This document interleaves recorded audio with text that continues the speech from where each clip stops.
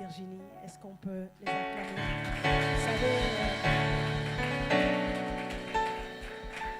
Vous savez, c'est un privilège d'être accompagné et de ne pas être seul. Jésus lui-même qui incarnait la plénitude de la divinité, à un moment s'est retrouvé seul. Il n'avait personne pour l'accompagner sur la croix. Donc, j'apprécie que vous soyez là. Et merci à vous d'être là. Cette conférence ne serait pas sans vous. Est-ce que vous pouvez vous acclamer?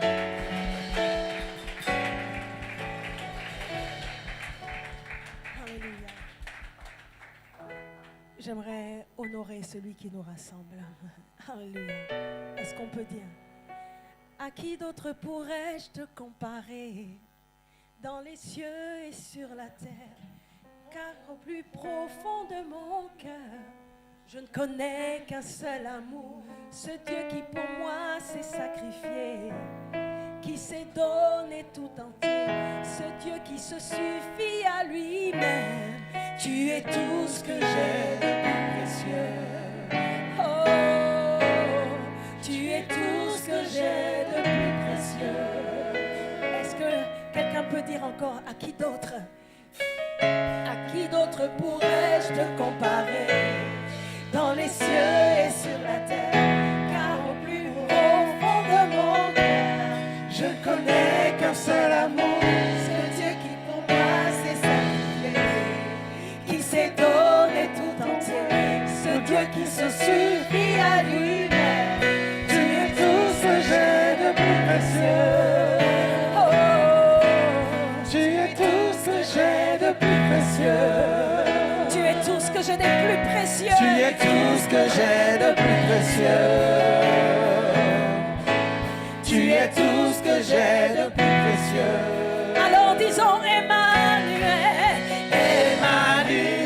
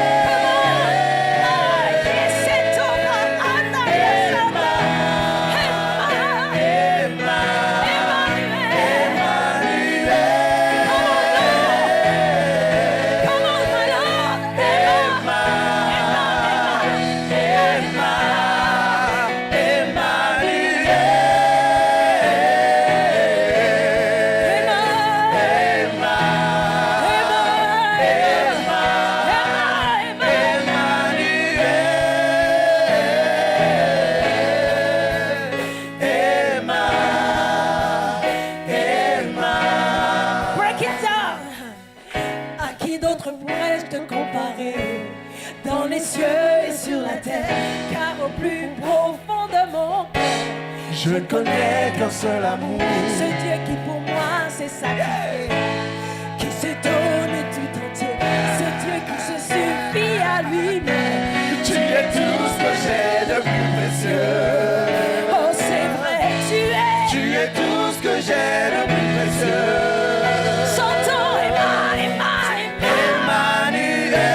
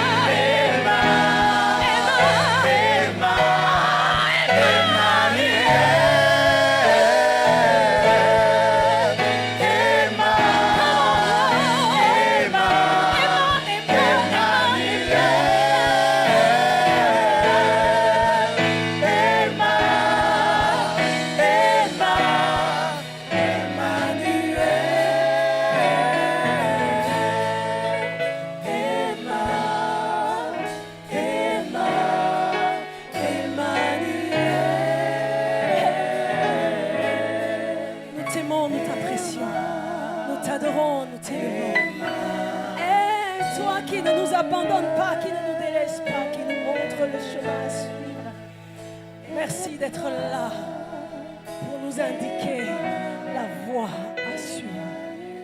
Thank you, Lord. Levons nos mains et saluons la présence du Saint-Esprit. Fais comme tu veux. Fais quand tu veux. Fais avec qui tu veux. Non! Seigneur, utilise mes lèvres d'argile. Seigneur, pour la bénédiction de quelqu'un, pour dénouer les liens de quelqu'un, pour catapulter quelqu'un dans son destin. Seigneur, nous ne sommes pas venus perdre du temps, mais nous sommes venus parce que tu as quelque chose à nous dire. Parle-nous. À qui d'autre irons-nous? Tu as les paroles de la vie. Tu as les paroles qui ont le pouvoir de nous donner la vie. Tu as les paroles au sujet de nos vies. Alors parle. Parle. Et que nous soyons transformés en la même image que toi. Qu'il en soit ainsi et pas autrement. Dans le nom surpuissant de Jésus, j'ai ainsi prié. Et le peuple de Dieu s'accorde avec moi. Donnez-moi un amen qui bouscule le ciel.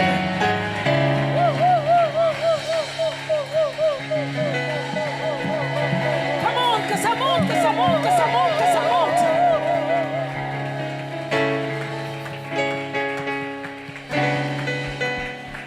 Les amis, ma Bible me dit que Dieu monte au milieu des cris de joie et des acclamations de son peuple. Nous ne crions pas.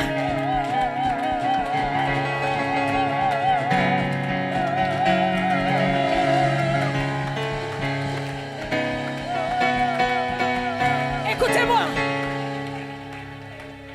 Nous ne crions pas juste pour tenir notre réputation, nous les Noirs, de peuple exubérant. Nous ne crions pas juste pour avoir le sentiment d'avoir passé un bon moment et dire que cette conférence était une conférence réussie. Nous ne crions pas juste pour faire joli, mais nous crions parce que nous savons que notre... Attendez. Nous crions non pas pour lancer un cri de désespoir, mais nous crions pour louer Dieu. Nous ne louons pas Dieu simplement parce qu'il l'a fait, mais nous le louons parce que nous savons qu'il fera. C'est ce que j'appelle une louange d'avance. Donc, nous ne crions pas du cri qu'on fait monter vers Dieu en Égypte, son peuple, parce qu'il était esclave. Mais nous poussons le cri de réjouissance, un cri de gloire, parce que nous savons que nous ne serons plus esclaves. Comment? Écoutez-moi. Are you ready? Tu n'as pas de justification à donner à ton voisin pour avoir le droit de crier. Je crois que les masques ne nous empêcheront pas de crier. Les amis, lorsqu'il s'agit du cri, nous ne devons pas avoir peur de faire du bruit. Parce que je crois que nous avons l'autorisation de faire du bruit en ce lieu. Mais lorsqu'il s'agit du cri, nous devons réellement crier. Parce que nous sommes nés dans le cri.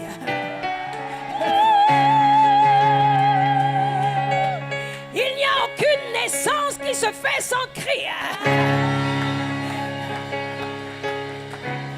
D'ailleurs, lorsque, en parcourant ma Bible, je me suis rendu compte que c'est parce que l'aveugle Bartimée a crié: plus fort, fils de David, aie pitié de moi, qu'il a été guéri de sa cécité. Donc je sais que le cri engendre la délivrance. Les amis, Bien-aimée, femme éveillée, lorsqu'il s'agit de cris, nous nous rendons compte que les murailles qui étaient une limitation pour empêcher le peuple de Dieu d'entrer dans la terre promise, nous nous rendons compte que ces murailles sont tombées à cause des cris. Et ma Bible me dit que mon Dieu monte au milieu des cris. Nous crions parce que nous savons que notre cri fait monter Dieu. Alors, si tu cries, je veux que tu cries bien. Parce que ton cri provoque quelque chose. Ton cri provoque Dieu. Ton cri emmène Dieu à se manifester pour toi. Alors, j'aimerais pendant quelques instants que nous fassions sortir Dieu de sorte que il est tellement pris la place qu'il n'est pas assez de place pour l'ennemi et pour lui. Est-ce que vous êtes prêts? Je vais compter jusqu'à 3. Et j'aimerais que pendant quelques instants, nous changions l'atmosphère de ce lieu par notre cri. Il y a des atmosphères, lorsque les anges la retrouvent, ils sont obligés d'intervenir. Les anges sont habitués à vivre dans cette atmosphère de louange et de cri, dans cette atmosphère de cymbales retentissantes. 24 heures sur 24, il y a des bruits au ciel autour du trône. Et lorsque les anges retrouvent la même atmosphère, eh bien, ils se précipitent de venir. Alors je compte jusqu'à 3. Les amis, lorsque vous suivez un match de football et que votre équipe préférée marque le but, votre cri, c'est un cri à plein gosier. Et là, je suis en train de vous dire que Dieu est sur le point de marquer un but dans le camp de l'ennemi afin de vous donner la victoire. Donc, je compte jusqu'à 3 et nous allons pousser un cri jusqu'à ce que je vous dise stop. Are you ready? 1, 2, 3.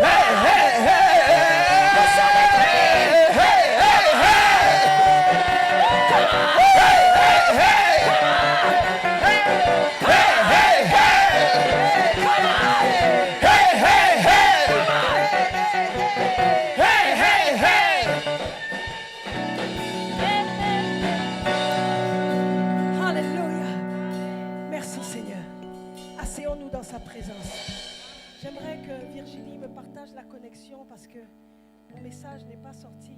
Tiens Virginie, mais je vais commencer à prêcher. Le thème qui nous a été donné de développer pendant ces temps précieux, c'est dénouer les liens de la servitude.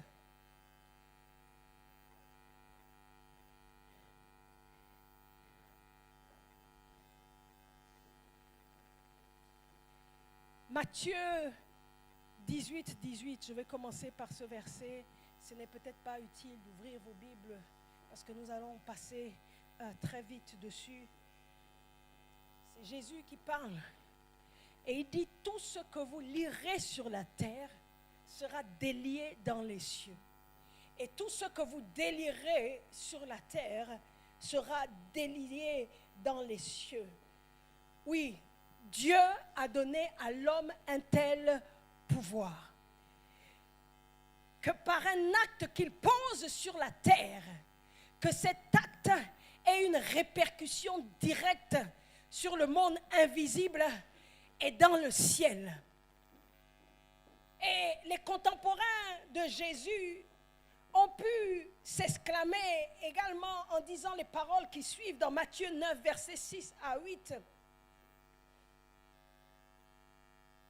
C'est Jésus lui-même, qui parle à la suite des réactions de ses contemporains parce qu'il venait de guérir un homme.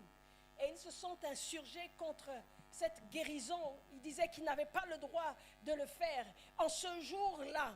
Et Jésus rétorque, eh bien, pour que vous sachiez que le Fils de l'homme, non pas de Dieu, de l'homme, a le pouvoir sur la terre de pardonner les péchés.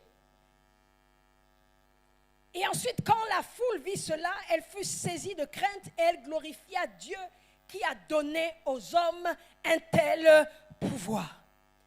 Dieu a donné aux hommes le pouvoir. Et voyez-vous, lorsque nous lisons ce passage, Jésus n'était pas encore mort. Donc le Saint-Esprit n'avait pas été envoyé.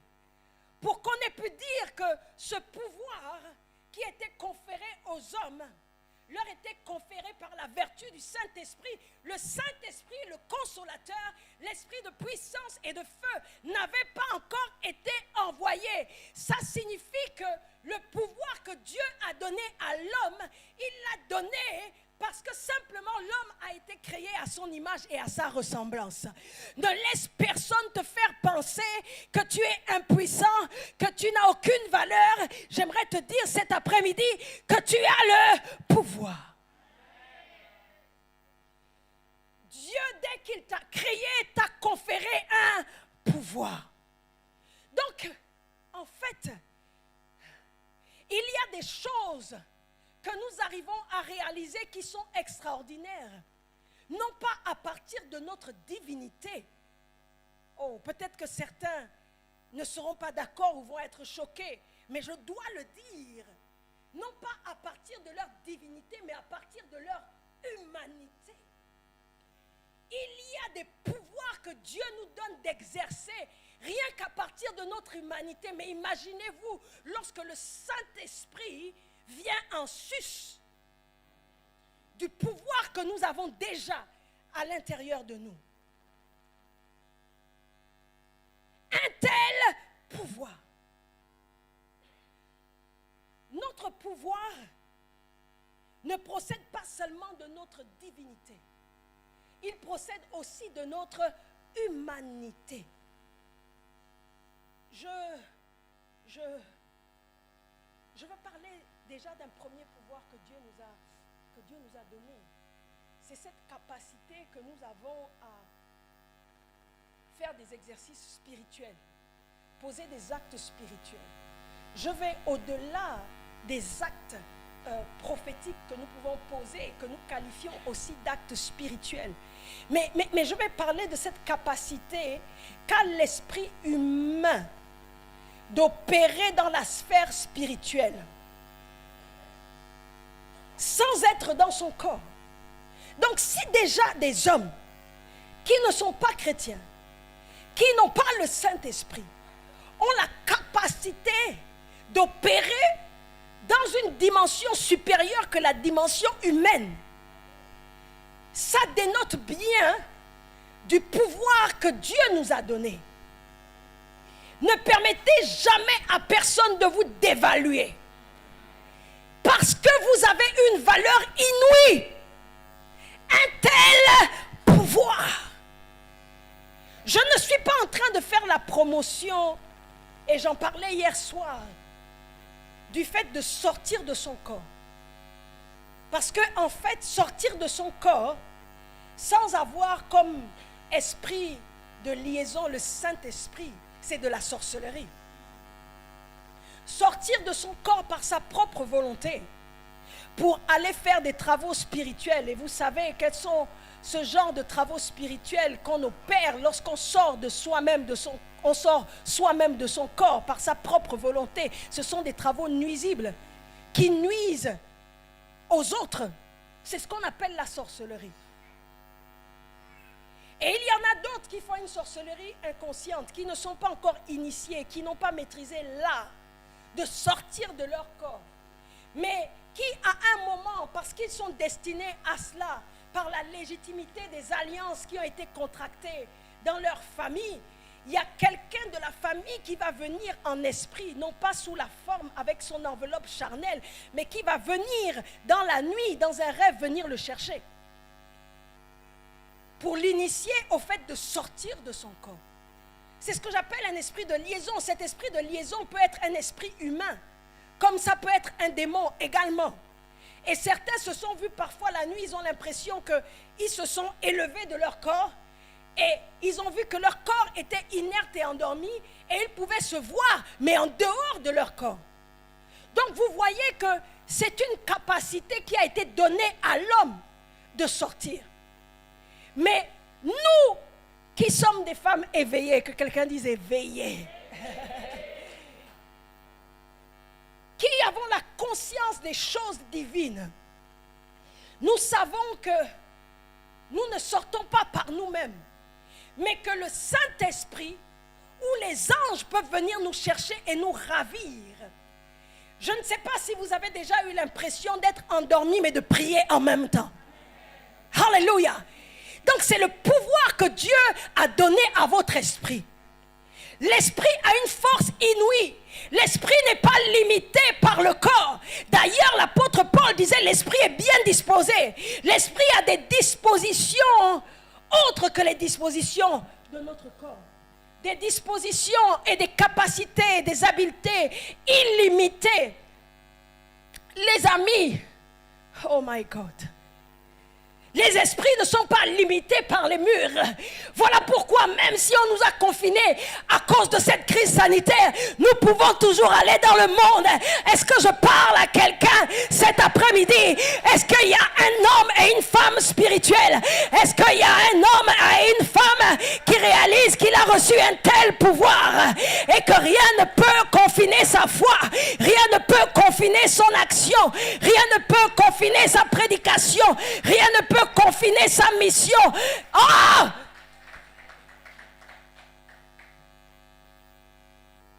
Pendant que nous dormons, les anges peuvent venir nous chercher. Le Saint-Esprit peut venir nous chercher.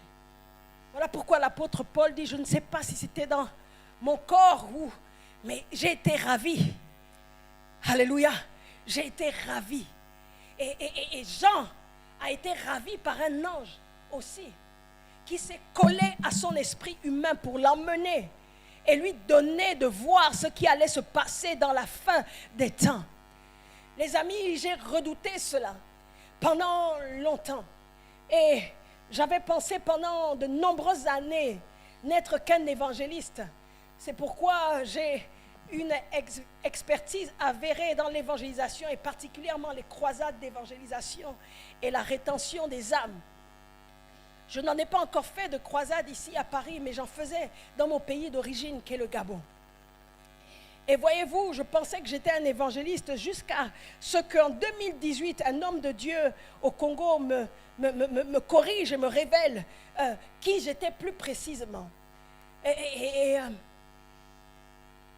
je redoutais de vivre certaines expériences. Et il m'a révélé que j'étais un prophète. Et particulièrement un prophète thaumaturge. Et j'ai compris pourquoi il y avait des miracles d'une espèce rare qui se produisaient dans mon ministère. Parce que c'est la particularité des prophètes thaumaturges. Mais une chose que je redoutais, c'est justement entrer totalement dans le monde spirituel et me perdre dans le monde spirituel. Mais les amis, j'ai vécu des expériences qui sont des expériences parfois effrayantes, mais des expériences nécessaires. Et j'ai pu me rendre compte encore à quel point Dieu nous a donné un tel pouvoir. Il y a une expérience particulièrement effrayante où je me suis retrouvée à monter. Et peut-être que des gens qui me regardent vont dire, mais elle sort en vampire, elle sort en esprit. Mais non, mais l'Esprit de Dieu m'a sorti de mon corps et m'a fait monter comme une fusée vers le ciel à l'infini. Et j'étais perdu dans le néant, dans le noir. Et à un moment, j'étais effrayé. J'ai dit, Seigneur, laisse-moi tranquille, laisse-moi redescendre. Les amis, Dieu nous a donné un tel pouvoir. J'aimerais que tu donnes un coup de coude à ton voisin s'il n'est pas trop loin et tu dises un tel pouvoir. Je veux que tu le cognes bien. Aide-moi à dire à 3 personnes, retourne-toi à gauche, à droite et dis-leur un tel pouvoir. Dieu peut nous prendre pour aller travailler. Je dis, L'idée d'un Superman qui part de la terre pour monter au ciel ne vient pas des hommes, mais elle vient de Dieu qui est capable de te prendre et de te faire monter très haut, de sorte que la Bible dit qu'alors que tu es sur la terre, tu es en même temps assis dans les lieux célestes. Tu es en même temps assis. Parce que l'esprit n'est pas limité. Nous bénissons Dieu. Oh, que quelqu'un salue ce grand Dieu qui a donné aux hommes un tel pouvoir.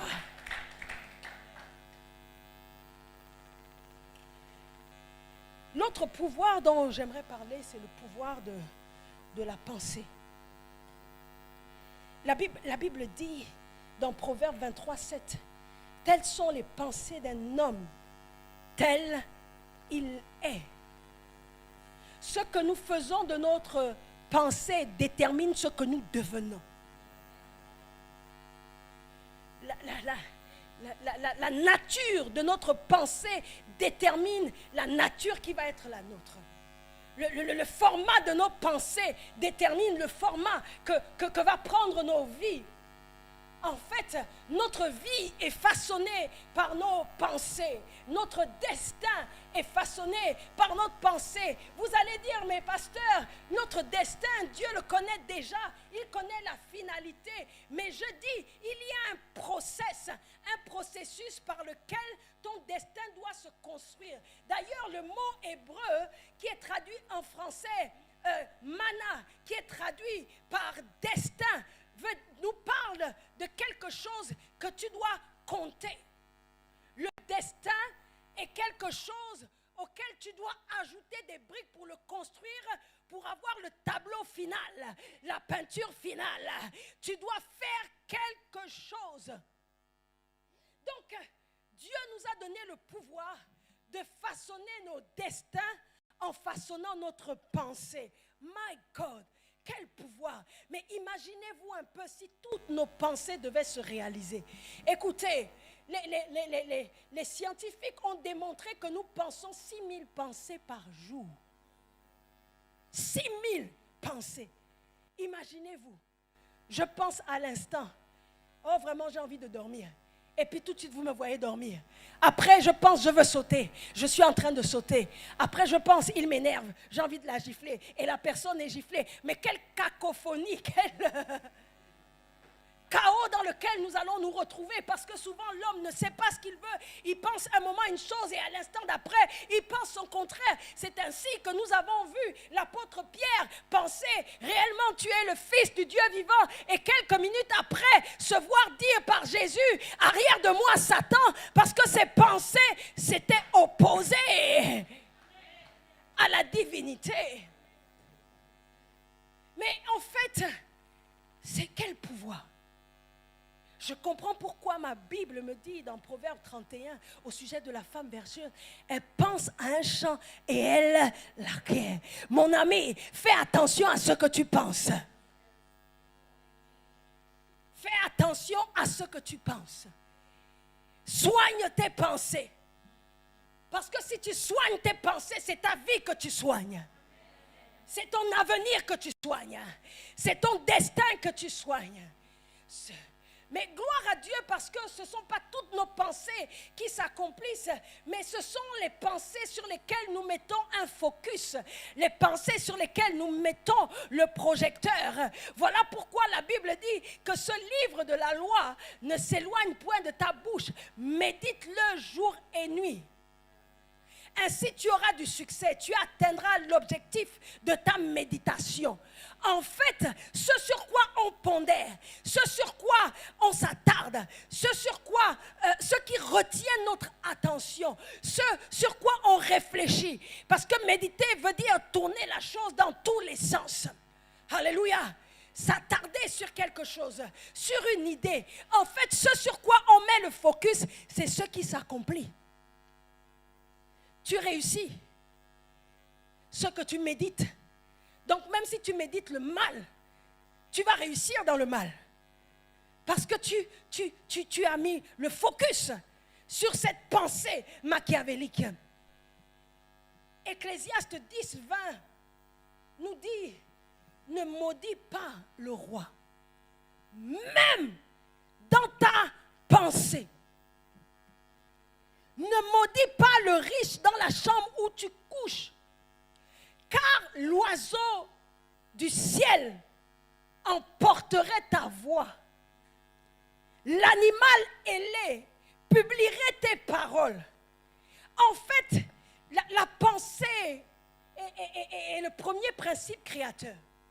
Voyez-vous, ici, on ne nous dit pas que celui qui maudit le roi a donné de la voix à ce qu'il a pensé. Mais ici, la Bible établit clairement que la pensée a autant de force que la parole, que la voix. Et la Bible nous indique ici que ce qu'on pense n'est pas neutre. Ce n'est pas parce qu'on ne te voit pas mal penser de ton pasteur que tu n'es pas vu. Il y a plus que nous. Il y a des entités invisibles. Nos pensées ne sont pas neutres. Selon la nature de nos pensées, il y a des êtres qui ont le mandat d'exécuter, d'accomplir nos pensées. La Bible dit qu'il y a un être invisible, une entité invisible qu'on appelle l'oiseau ailé. Voilà pourquoi lorsque tu parles mal de quelqu'un, même si cette personne ne le sait pas, parce qu'on est des êtres spirituels, son esprit sera informé. Et voilà pourquoi tu ne vas pas comprendre qu'avec certaines personnes, le courant ne passe pas. Comment veux-tu que ton patron te donne cette promotion alors que du 1er janvier au 31 décembre, tu n'as pas cessé de le fustiger, de le critiquer, de le calomnier, de le juger. Mais en fait, même lorsque tu ne fais rien de mal, tu te rends compte que chaque fois que ton patron te voit, il est de mauvaise humeur. Tu ne comprends pas pourquoi tu n'arrives pas à avoir la faveur et le cœur de ton mari. Tu n'arrives pas à avoir son oreille. Parce que, en fait, ce que tu fais pour lui en bien ne suffit pas. Ce qui va s'imposer, c'est ce qui vient de l'intérieur de toi. Tes pensées, ce qui peut te libérer, pour avoir la faveur dans son cœur, ou te limiter, te piéger, t'asservir, te contraindre. Ce n'est pas ce que tu fais à l'extérieur, mais ce qui est à l'intérieur de toi. Je comprends pourquoi Jésus a dit, oh hypocrite, il a parlé contre les religieux de son temps. Et il a dit, tombeau blanchi, vous êtes des hypocrites parce que vous dites des choses que vous ne pensez pas, qui ne sont pas à l'intérieur de vous. Vous n'êtes pas en accord avec vous-même. Vous êtes divisés. Un royaume divisé ne peut subsister. Dis à ton voisin, je suis un royaume. Ton royaume a 3 parties, l'esprit, l'âme et le corps. Si ces 3 parties ne sont pas en accord, tu ne vas pas réussir. Malgré toutes les bénédictions que le pasteur, que la femme de Dieu libère sur toi, tu ne vas pas réussir. Parce que lorsqu'on met l'onction sur toi, quelques minutes après, quelques jours après, dans le secret des maisons, tu critiques l'homme, la femme de Dieu. Tu parles de ce qui n'a pas marché, mais tu oublies que si tu es devenu quelqu'un, c'est à cause de l'onction qui coule de sa vie et qui coule sur ta vie. Et tu ne comprends pas pourquoi Dieu bénit toujours les mêmes personnes. Pourtant, tu t'es avancé lorsqu'on a appelé à la prière. Tu t'es avancé, mais tu ne comprends pas pourquoi les autres sont bénis, pourquoi les autres ont leur percée. Mais c'est parce que c'est ce qui est à l'intérieur de toi qui détermine ce que tu vas recevoir. C'est ce que j'appelle la loi de l'attraction. Tu ne peux pas attirer ce qu'il n'y a pas en toi. Est-ce que je parle à quelqu'un ce soir? Non! Ne me regardez pas comme si je parlais chinois, comme si je parlais des choses qui ne se produisent pas au milieu de nous. Ah, si tu as déjà vu ça, lève-toi et dis déjà vu.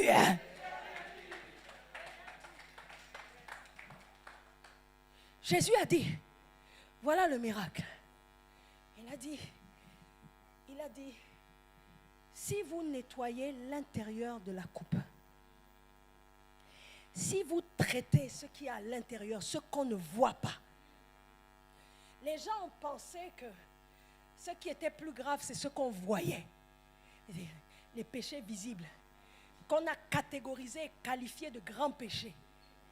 C'est-à-dire que les grands électeurs du péché, les grands électeurs du péché, l'adultère, la fornication, mais il y a des gens qui sont pires,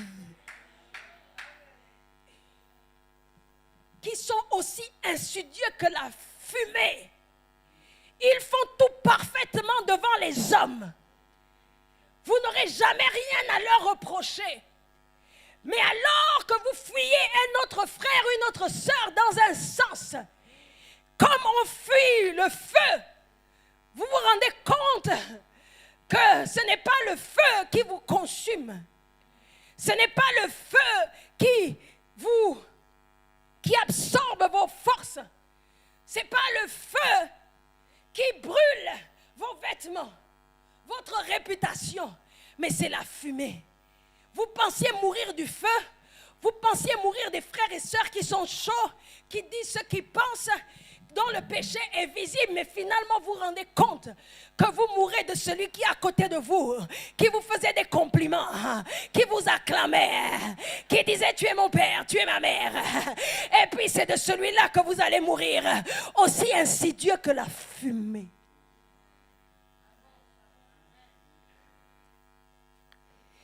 Dieu dit que, en fait, ce que Jésus révèle, c'est que les ennemis les plus dangereux, ce sont les ennemis invisibles. Ce qu'il y a à l'intérieur, c'est de là que viennent les sources de la vie. Quiconque l'aime en mange le fruit. La vie et la mort, ça vient du cœur. Est-ce que je parle à quelqu'un? Nos pensées sont une commande que l'on passe à l'univers. Nos pensées attirent tout un monde. Nos pensées créent un monde idyllique, édénique, et je vais dire un autre mot que j'ai créé, ou un monde enférique, ayant pour racine le mot enfer. Nos pensées peuvent créer le ciel sur la terre ou créer l'enfer sur la terre. N'attends pas de vivre le ciel lorsque tu seras mort. I have good news for you. J'ai une bonne nouvelle à t'annoncer. Si tu penses bien, tu pourras vivre le ciel sur la terre avant même que Jésus ne vienne nous enlever. Je dis, ce que tu vis sur la terre dépend de ce que tu penses. Je dis, la télécommande du ciel, elle est sur la terre, elle est dans tes mains. Lève-toi et dis, j'ai la télécommande. Quel pouvoir! Quelqu'un dise power. J'aime le pouvoir. J'aime la puissance. It's a question of power. Et vous recevrez une puissance. Et l'apôtre Paul pouvait dire, ma prédication ne repose pas seulement sur des discours persuasifs de la sagesse humaine, mais sur des mots que quelqu'un se lève et dise power. Puissance. Mais vous vous levez comme si vous n'aimiez pas la puissance. Je dis, ce que tu ne célèbres pas, ce que tu n'honores pas, ne peut pas venir à toi. Ce que tu ne cites pas, ce que tu n'appelles pas, ne peut pas venir à toi. Nous n'attendons pas la puissance comme on attend un train. C'est ce que nous disons que nous recevons. Que quelqu'un dise puissance. Nos pensées attirent des entités invisibles. Que nous donnions de la voix à nos pensées ou pas. Nous l'avons lu. Quand tu maudis le roi, il y a une entité invisible qu'on appelle l'oiseau. Elle est à qui tu donnes du travail. C'est une entité que tu as recrutée en CDI sans le savoir. En fait, chaque fois que tu penses, ces entités sans salaire se mettent à travailler pour toi.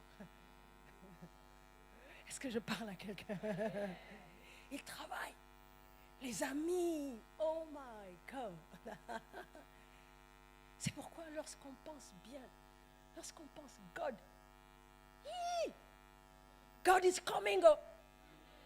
Dieu vient. Oh. Quand on pense à lui, il vient. Quand on est fan de lui, quand on pense souvent à lui, en fait, nos pensées sont une prière permanente. Est-ce que je parle à quelqu'un? Nous devons changer notre compréhension de ce qu'est la prière. Je comprends pourquoi l'apôtre Paul a dit « Priez sans cesse ». Est-ce possible de prier sans cesse? Mais quand je suis au travail, en train de faire le travail qui m'a été confié, ou le travail qui est lié à mon activité, parce que je suis chef d'entreprise, you know, je ne travaille pas seulement pour les gens, je travaille aussi pour moi. C'est ce que Dieu veut pour toi. Je libère ça sur la vie de quelqu'un ici. Je libère cette onction maintenant. Parce que l'Église en a besoin. My God. Ça se passe maintenant. My God. Parce que tu veux enrichir ton Église, Seigneur. Je parle de richesse. Alors l'oiseau ailé emmène la richesse. Implémente la richesse. L'oiseau ailé, ça ne vous rappelle pas des gens qui ont des anges, qui ont des ailes?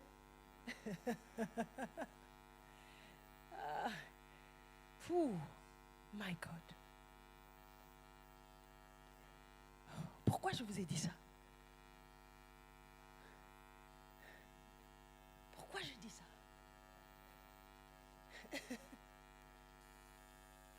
Nos pensées créent tout un monde. Quand on pense Dieu, on emmène Dieu. Quand on pense fréquemment Dieu, à quoi tu penses? Ne laisse pas tes pensées s'évader en pratiquant le yoga. Vous savez, le yoga fait que tes pensées soient volatiles. Ça veut dire qu'elles soient à la merci de n'importe quel esprit. Parce que nous avons compris qu'il y a des esprits qui attendent que nos pensées soient rendues disponibles. Il y a des méditations qu'on appelle des méditations transcendantales qui créent un vide, mais la nature n'aime pas le vide. Et si ce n'est pas toi qui remplis ce vide en décidant de la nature de tes pensées, quelqu'un d'autre va décider de ce que seront tes pensées. Le New Age, faites attention. Ne laissez jamais que quelqu'un s'accapare de vos pensées. Par l'hypnose et ce genre de choses. Vous faites le vide. Non! Dieu a dit remplissez. Que quelqu'un dise remplissez. Non vide. Censuré. Non vide. Quand je pense Dieu, quand je pense souvent Dieu, parce que c'est la pensée sur laquelle on met son focus, la pensée qui revient. Jérémie disait, quand je pense à l'absinthe et au poison, mon âme est abattue au-dedans de moi. Si tu penses toujours au mal qu'on t'a fait, tu seras une personne constamment triste, mélancolique, meurtrie. Tu n'es pas obligé de rester, même si on t'a meurtri, tu n'es pas obligé de rester dans tes meurtrissures, parce qu'il y a quelqu'un qui a déjà porté tes meurtrissures. Écoute, d'accord, on t'a meurtri, mais sors du passé et commence à ressembler au présent et au futur. Ton futur est radieux, tu ne peux pas rester meurtri. Tes émotions t'appartiennent. Alors tu peux en faire ce que tu veux. D'accord, quelqu'un t'a meurtri au départ, mais tu n'es pas obligé de rester meurtri. Dis, ce sont mes émotions. Que tout ce qui est digne de louange soit l'objet de tes pensées. Ne reste pas dans la pensée de ce qu'on t'a fait. Les amis, j'ai des marques, j'ai des cicatrices. Si je me déshabillais devant vous, non pas littéralement. Non. Non. Vous verrez mes cicatrices. Je sais ce que c'est, la trahison, la haute trahison. Déjà vu, déjà vécu. Des multiples fois. Et voyez, la trahison, quand elle vient de loin, ce n'est pas un problème. Mais quand elle vient de près, ça vous fend, ça vous brise, ça vous fracasse en 1000 morceaux. Mais c'est ta vie. Tu avais une vie avant. Et après cette trahison, tu auras encore une vie. Parce que tu reprendras chaque morceau de ta vie par la joie et tu recolmateras les brèches. Il est ce Dieu-là qui nous permet de rebâtir sur d'anciennes ruines. Tu n'es pas obligé de penser au mal qu'on t'a fait. H24, tu peux penser maintenant que ton Dieu, ton papa, est toujours aux affaires. Il est toujours au contrôle de ta vie. Ce n'est pas cette déception, ce n'est pas cet échec, ce n'est pas cette trahison qui va déterminer ton futur. Mais il a dit, je te connaissais, je t'avais déjà établi avant que tu ne sois formé dans le ventre de ta mère. Je te connaissais. Oh, c'est ce à quoi tu dois penser. Et Jérémie disait, quand je pense à ces mauvaises choses, mon âme est abattue. Mais je décide de reprogrammer mes pensées. Je décide de rééduquer mes pensées. Je décide de reformater mes pensées. Que quelqu'un dise reprogrammation. Je décide de réinitialiser mes pensées. Et il a dit, non, les bontés de l'Éternel ne sont pas à leur terme. Les bontés de l'Éternel ne sont pas épuisées. Ses compassions ne sont pas à leur terme. Mais elles se renouvellent chaque matin. Tu as détruit ce que la bonté de Dieu avait produit hier. Mais la bonté de Dieu n'est pas finie. C'est une denrée impérissable. La bonté de Dieu n'a pas de date de péremption. Alors aujourd'hui et demain, je serai encore victime de sa bonté. Est-ce que je peux avoir un amen? Si tu le crois, lève-toi et crie.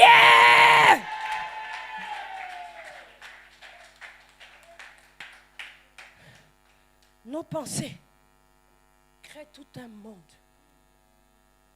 Alors tu dois penser le monde que tu veux faire sortir de terre. Écoutez, même Dieu consulte nos pensées pour décider de notre sort. Je dis, on peut te lier, mais on ne pourra jamais lier tes pensées.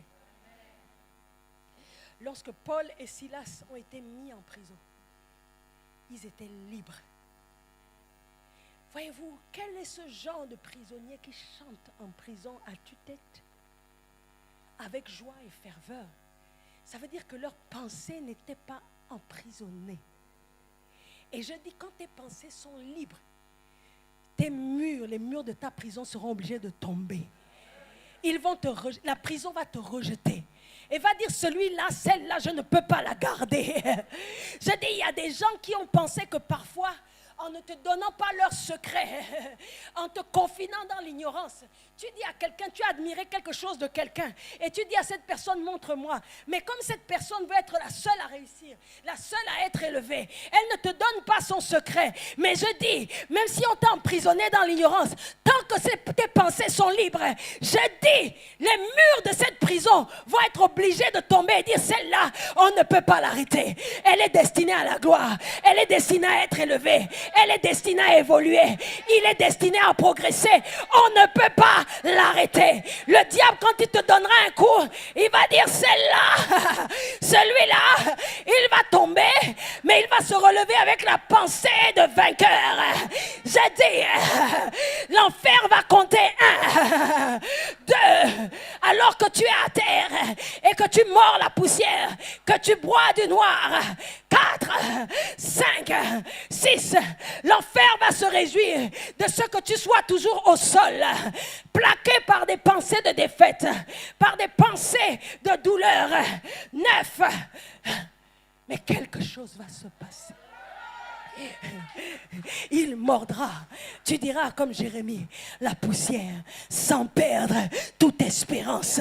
Et cette espérance-là va te faire revivre, elle va te remettre debout. Et je dis, le diable va dire, celui-là, on ne peut pas. Celle-là, c'est une intouchable, invincible. On ne peut pas la confiner. J'aimerais dire à quelqu'un, la pensée, c'est la chose. Matthieu 5, 27 à 28. Jésus dit que mais vous avez appris qu'il a été dit tu ne commettras point adultère. Mais moi, je vous dis que quiconque regarde une femme pour la convoiter a déjà commis adultère. La pensée, c'est la chose.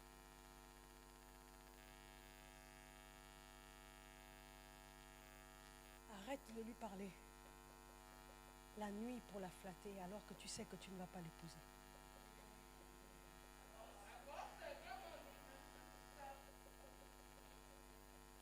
Tu as déjà commis ce qu'il ne fallait pas commettre. Est-ce que je parle à quelqu'un? Arrête d'accepter ces cadeaux alors que tu sais, ces restaurants, que la relation ne va aller nulle part. Tu as déjà commis le mal. C'est méchant ça. La Bible dit que un espoir différé rend le cœur malade. C'est-à-dire tu as déjà rendu un homme malade. Tu as brisé un homme. Je dis non aux briseuses des hommes. Pourquoi c'est silencieux comme ça tout d'un coup?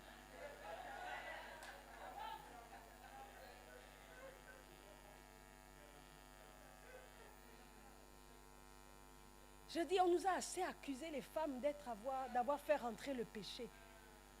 Ces liens-là, on doit s'en affranchir. Dis, je suis libre. J'ai d'autres pensées. Je fais émerger de nouvelles pensées. Et je crois que je vais pouvoir dire comme l'apôtre Paul, or nous avons la pensée de Christ. J'ai la pensée de Christ. Je ferme la parenthèse. Alors je disais que Dieu nous a donné à partir de la terre d'actionner, de provoquer les choses du ciel, de provoquer des choses dans le monde invisible. Nous avons la télécommande dans nos mains. Servant de Dieu, il faut que tu me dises combien de temps il me reste parce que j'ai une mauvaise réputation qui m'accompagne. Depuis 2001 au Congo, 2002, Congo-Brazzaville, ils m'ont baptisé et ils ont répandu ma réputation dans le monde entier. Ils m'ont surnommé le robinet. Donc si vous ne fermez pas, on risque de dormir ici. Donc, quand je n'ai pas mes lunettes, je ne vois pas l'heure. Mais c'est nouveau pour moi, donc j'aime pas trop porter, mais je fais des efforts. Parce que je n'ai plus 20 ans. Mais combien de temps il me reste? 20 minutes. Oh my God. Saint-Esprit, aide-moi à terminer. J'ai besoin de... Pourquoi j'ai besoin de quelqu'un au clavier? Il y a des choses que le Saint-Esprit aimerait faire. Et vous savez, le Saint-Esprit parfois se balade sur des notes de musique. Voilà pourquoi le prophète a appelé le joueur de harpe. C'est un mercenaire ou c'est un adorateur? Amen. Adorateur. Viens adorer s'il te plaît. Est-ce qu'on peut acclamer l'adorateur du Seigneur?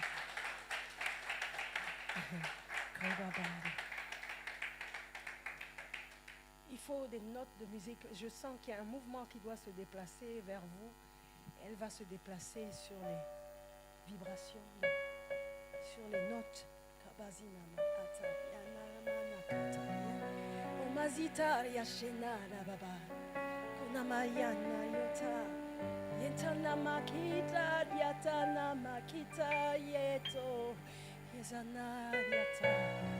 Quelqu'un salue la présence du Saint-Esprit. Lève tes mains avec moi, salue la présence du Saint-Esprit. Yeshua, Makatarieta, Imazia, Namakataria Baba. Kadababa. Vous savez jouer Yeshua? Kapaparanda. Yeshua.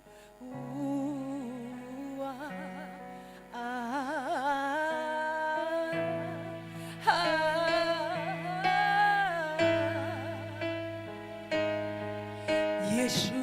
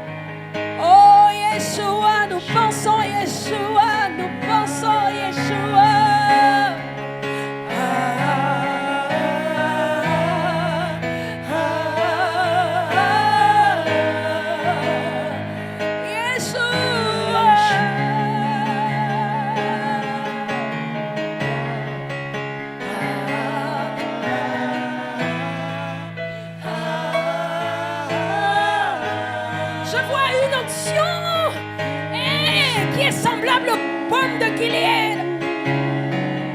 Je vois Dieu guérir des cœurs maintenant. J'ai dit, tu as été meurtri, tu as été blessé. Mais il y a une action du Saint-Esprit qui opère le miracle de la guérison de ton cœur maintenant. Il y a 2 personnes qui sont concernées par cette parole. Arrête de pleurer. L'heure de la réjouissance arrive.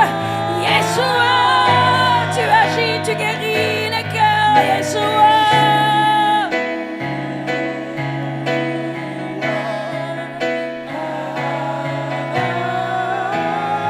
Les chaînes se brisent, my God. La tristesse, les liens de la tristesse se brisent. Les âmes abattues sont restaurées. Quelle présence! Cette présence guérit les cœurs.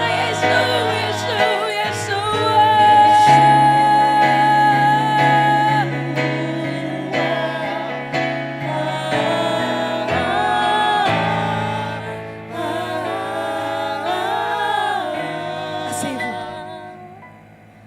Aujourd'hui, ça va être calme. Je suis calme. Vous voyez que je suis calme, n'est-ce pas?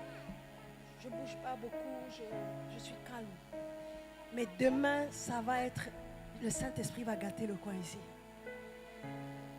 Venez préparer, nous aurons des temps prophétiques, des temps de prière, des temps de délivrance.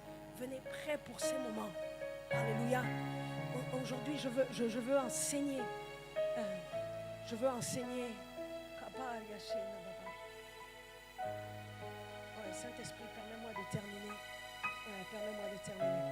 Écoutez, nous parlons ici en cette conférence de dénouer les liens de la servitude.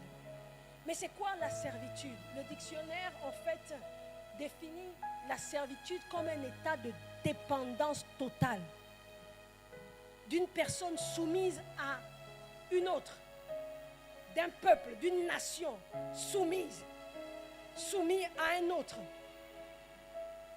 La servitude consiste à maintenir une minorité dans la servitude. La servitude aussi, c'est ce qui crée ou peut créer un état de dépendance. En hébreu, pour aller dans l'étymologie, la servitude est la traduction du mot hébreu, du nom hébreu, abdouf. Et pour nous éclairer encore mieux sur ce que ça veut dire, la servitude, nous avons le verbe abad, qui veut dire travailler, servir. Mais le problème, c'est que ce service, ce travail n'est pas à notre bénéfice, parce que c'est travailler pour un autre, servir un autre par son labeur, comme des sujets, comme des esclaves. C'est se faire serviteur, être forcé au travail. Être forcé au travail. C'est ça la servitude. Mais les amis, ce soir, j'aimerais vous montrer un moyen par excellence pour sortir de la servitude. Et j'ai commencé déjà au début de ce message, et certains ont pu peut-être déjà l'entrevoir, le percevoir. Le lien le plus dangereux qui nous maintient dans la servitude, ce n'est pas les liens qu'ont créés les autres, mais c'est les liens invisibles qui sont en nous-mêmes. En général, lorsque ça ne marche pas, on cherche des boucs émissaires. Et on pense que c'est l'autre notre ennemi. Mais cet après-midi, j'aimerais dire plutôt que je est mon ennemi. Parce que quel que soit ce que l'autre te fait, tu n'es pas obligé de demeurer dans cette situation. Dieu a prévu que lorsque nous passions des moments difficiles, que ce ne soit pas un état permanent, mais un état passager. Voilà pourquoi David a pu dire, quand je marche, pas quand je demeure, quand je marche, je suis de passage dans la vallée de l'ombre de la mort. Je suis de passage dans les combats. Quels sont ces chrétiens qui à chaque fois que vous leur demandez comment ça va, ils disent oh ça va mais les combats. Mais quand est-ce que tu sors des combats pour un moment avoir des victoires? Quand est-ce que tu sors des défis? Je dis, le combat ne doit pas être une situation permanente. Tu dois être de passage dans la difficulté. C'est vrai que le malheur atteint souvent le juste, mais l'Éternel l'en délivre toujours. Je dis, le malheur c'est souvent, mais la délivrance c'est toujours. Je dis, les difficultés c'est souvent, mais les solutions c'est toujours. Je dis, les échecs c'est souvent, mais la réussite pour les enfants de Dieu c'est toujours. Je dis, tu as une assurance vie à la réussite. Tu as un CDI à la réussite. Quand est-ce que tu vas réceptionner ton CDI et commencer à naviguer et commencer à marcher, commencer à penser réussite, commencer à marcher comme un homme, une femme de succès, commencer à parler comme un homme, une femme de succès, commencer à t'habiller comme un homme, une femme de succès. Je dis un moment, si tu es un enfant de Dieu, ça doit se voir. Parce que la pensée crée quelque chose. Parce que la pensée fait bouger des choses autour de toi. Les autres ne sont pas responsables. Je dis, tu es responsable de ce qui t'arrive. Tes pensées sont responsables de ce qui t'arrive. Ce ne sont pas ton grand-père au village. Certes, il a fait des choses. Il est peut-être sorcier. Mais tu peux renverser la vapeur. Tu peux résister. La Bible dit résister au diable. C'est une question de pouvoir. Il faut que tu reprennes le pouvoir de ta pensée. Il faut que tu reprennes les manettes de tes pensées. Je dis, le lien le plus grave, tragique de la servitude, le joug le plus pesant et contraignant, c'est le joug qu'il y a au niveau de nos pensées. Le joug qui est à l'intérieur de nous. Et Jésus a dit, pharisien, aveugle, nettoie premièrement l'intérieur. Non, ce n'est pas ton mari qui a besoin de changer d'abord pour que ton mariage devienne meilleur. Et les femmes ne disent plus amen. C'est pas grave.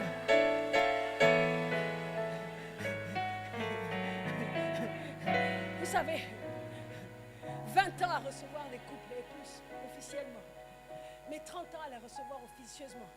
Parce que j'ai commencé à recevoir les couples depuis l'âge de 15 ans. Puisque je fais partie de ces jeunes que le Seigneur a utilisés dans mon pays pour amener le réveil. Donc, ça fait plus de 30 ans que je reçois des couples. Et chaque fois qu'un couple veut régler ses conflits, il pointe du doigt l'autre. Mais oui, c'est d'abord lui. C'est à cause de lui. Je dis, Jésus est en train de te dire cette parole. Aveugle, nettoie premièrement l'intérieur. Afin que l'extérieur, ton mari qui est l'extérieur, ta femme qui est l'extérieur, ce garçon qui t'a abandonné, qui t'a plaqué, qui est à l'extérieur, pour lequel tu pleures jusqu'aujourd'hui. Oh, est-ce qu'il y a quelqu'un qui a la télécommande? Appuie sur le bouton Next.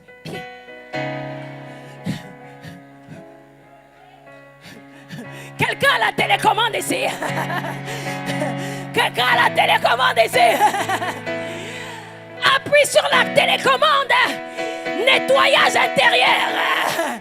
Nettoyage intégral intérieur. Jésus dit que c'est là le bouton que tu dois appuyer. Et quand tu actionnes ce bouton-là, je pensais, servante de Dieu, non, il faut me donner un verre. Il n'y a pas un verre ici. Donnez-moi un verre. Non, ça c'est la coupe. Dites Amen, servante de Dieu. Parce que Dieu ne ment pas. Est-ce que quelqu'un voit une coupe? Dis Amen. Est-ce qu'on est ensemble? Ce n'est pas une bouteille. Dis à ton voisin, ce n'est pas une bouteille, c'est la coupe. L'évêque a dit, c'est la coupe. C'est un verre. J'attendais un verre en cristal. Verre en cristal. Mes pensées vont le verre en cristal. Non, Non, je plaisante. Alléluia. Dis à ton voisin, c'est la coupe. Jésus dit, c'est-à-dire la coupe est sale. Vous voyez qu'elle est sale, non? Non, vous voyez la saleté. Vous voyez toute la crasse. Oh my God. Il faudra me donner après des lingettes désinfectantes, servantes de Dieu, parce que cette coupe est très sale. Elle est infectée. Je crois qu'il y a du Covid dessus. La coupe est sale, n'est-ce pas? À l'extérieur, elle est sale.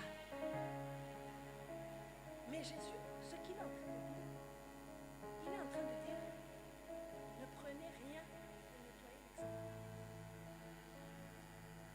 Ne prenez rien pour nettoyer les critiques à votre sujet. Ne cherche pas à changer ce qu'on dit de toi. Change d'abord ce qui est à l'intérieur de toi. Et quand tu auras changé ce qui est à l'intérieur de toi, les gens changeront leur discours à ton sujet. C'est comme Jésus a accompli sa mission. Il parlait de... Attendez. Je fais un relooking. Jésus, il parlait de coupe. Il était en train de parler de coupe avec Dieu. Il dilait au sujet de la coupe. Il dit, si cette coupe peut s'éloigner. Mais en fait, Dieu voulait qu'il fasse un travail à l'intérieur de la coupe. Et la Bible dit que c'est lorsque Jésus a accepté le travail de l'intérieur de sa coupe que quand il a été crucifié, les gens ont changé leur discours. Ils ont dit certainement celui-ci est le Fils de Dieu vivant. Quel que soit le temps que ça va prendre, même si on ne te donne pas le crédit et la valeur qui est la tienne, si toi tu fais à l'intérieur de toi le travail qui s'impose, si tes pensées s'alignent à la pensée de Dieu, la coupe à l'extérieur, tu n'auras plus besoin de faire l'effort de la nettoyer. Mais il y a quelqu'un dans les cieux qui fera le travail pour toi. Il dit nettoie la coupe à l'intérieur et elle se nettoiera d'elle-même à l'extérieur. En fait, quand tu fais le travail à l'intérieur, Dieu règle le problème des gens autour de toi. Dieu règle les situations autour de toi. Monte améliore la qualité de ta pensée. Développe des pensées de conquête et de succès. Développe des pensées de détermination et de victoire. Et ensuite, Dieu va nettoyer ta vie. Et ta vie sera une vie de victoire et de succès. Est-ce que je parle à quelqu'un? Est-ce que le volume est bon et vous voulez que j'augmente? Nettoie l'intérieur de la coupe. Les autres ne sont pas responsables. Quel que soit ce qui était avant vous. Vous savez, je suis une femme de délivrance, de puissance, de feu. Excusez-moi, je fais les cures d'âme et tout ça. Mais la cure d'âme, c'est des choses qu'on fait pour des gens qui n'ont pas un niveau de foi très élevé. Parce que moi, je n'ai jamais fait de cure d'âme. Pourquoi c'est silencieux comme ça? Je crois que vous êtes sur la table d'opération de Dieu. Parce que quand on est sous la table d'opération servante de Dieu, c'est silencieux. Il n'y a que les médecins qui parlent. Et en fait,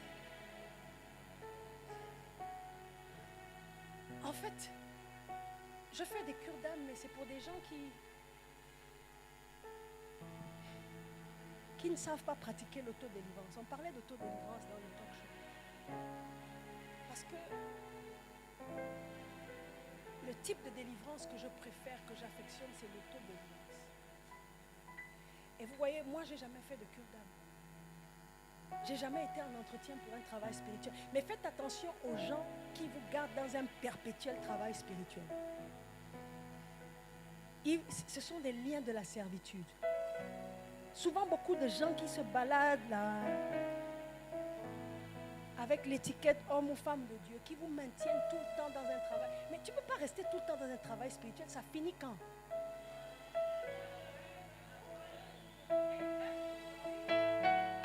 c'est pour vous garder parce qu'ils n'ont pas d'autres qualités par lesquelles. Non. Ils n'ont pas la parole pour vous garder. Jésus a dit que ce n'est pas les cures d'âme qui gardent les membres à l'église. Les fidèles et les brebis qui les attirent. La Bible dit, prêche la parole. Mes brebis entendent ma voix et elles accourent. Prêche simplement la parole. Pourquoi tu vas faire peur aux gens en leur disant tout de suite, attention, ta grand-mère te mange, on doit faire un travail spirituel. Tous ces pirates sur les réseaux sociaux, le Seigneur m'a montré quelque chose. C'est prophétique, j'ai une prophétie pour toi. Faut dire, mon pasteur a déjà fait le travail.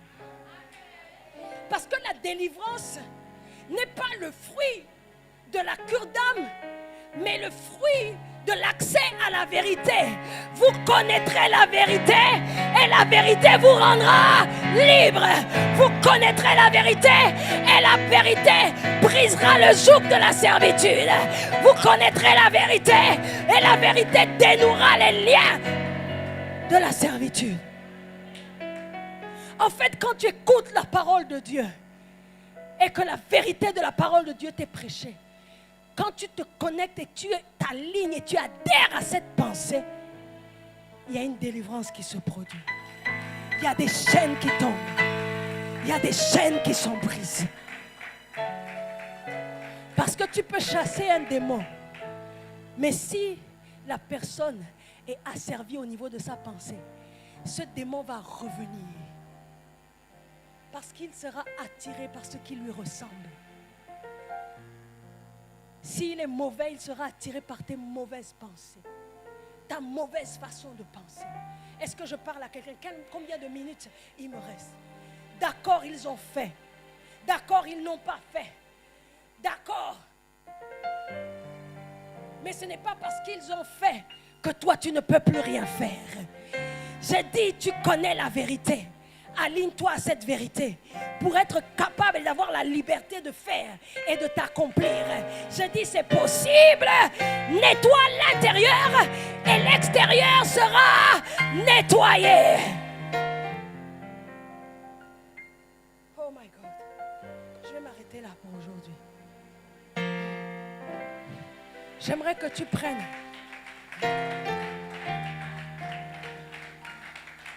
Prends une coupe maintenant.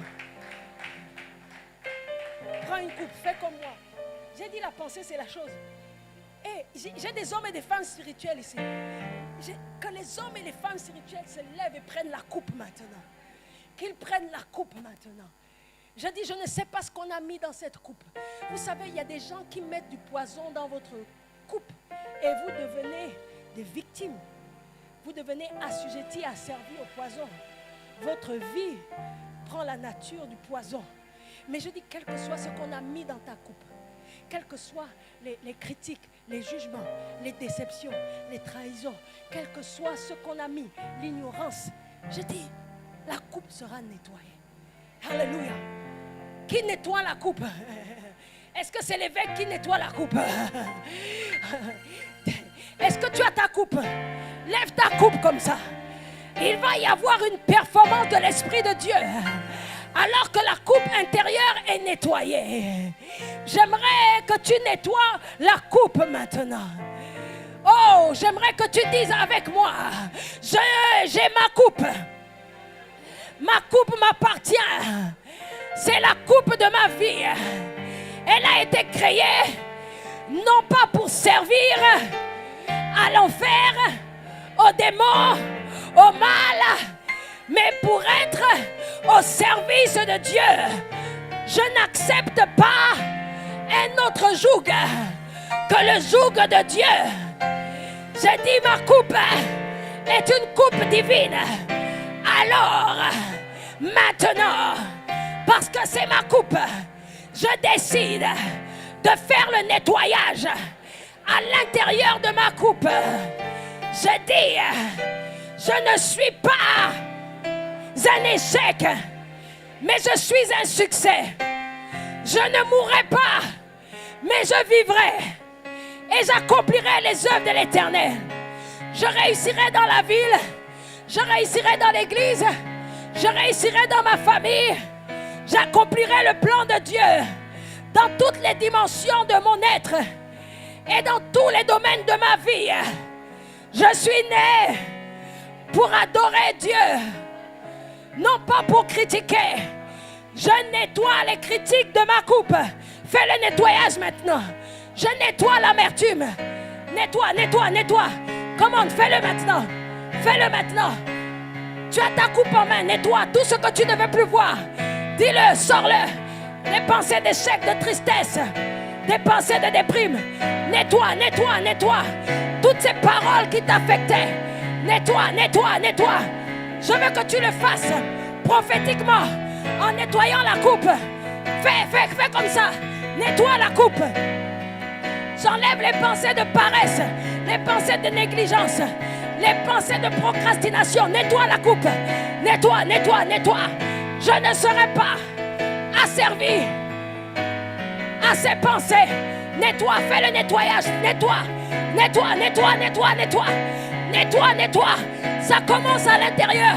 Le changement commence à l'intérieur de ta coupe. La gloire commence à l'intérieur de ta coupe. La pureté commence à l'intérieur de ta coupe.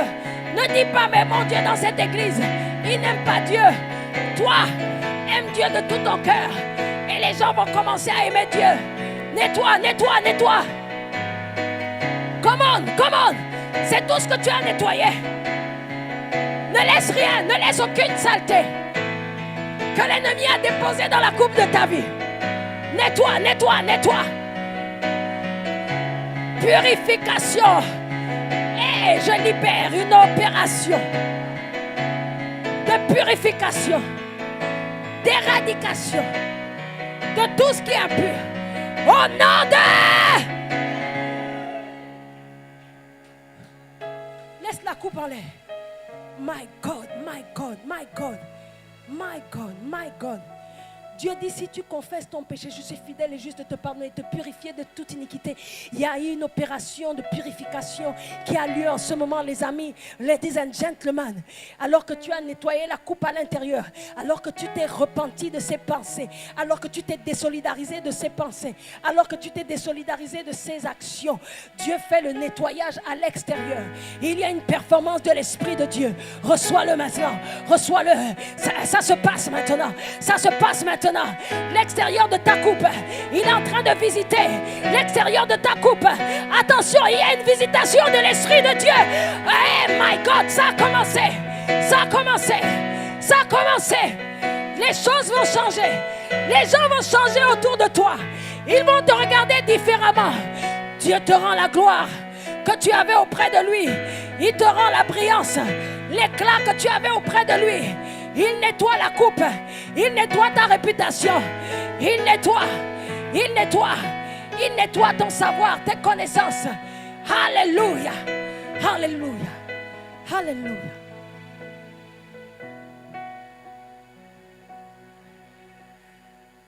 Il y a une nouvelle création qui émerge maintenant. Il y a une nouvelle vie qui émerge maintenant.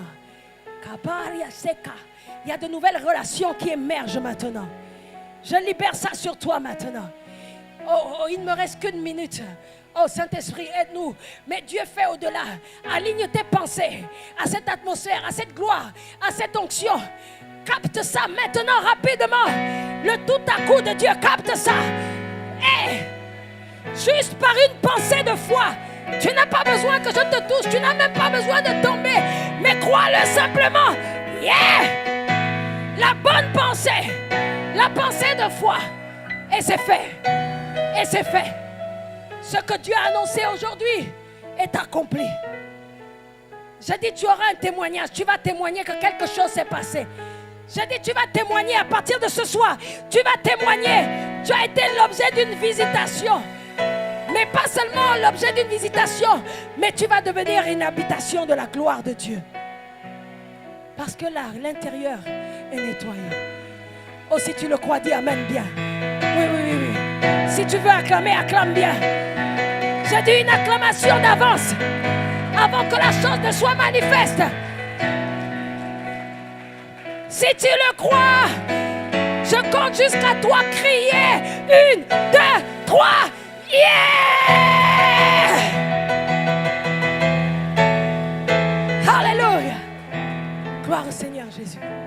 Soyez bénis et rendez-vous demain. Il va y avoir des dégâts collatéraux dans le camp de l'ennemi.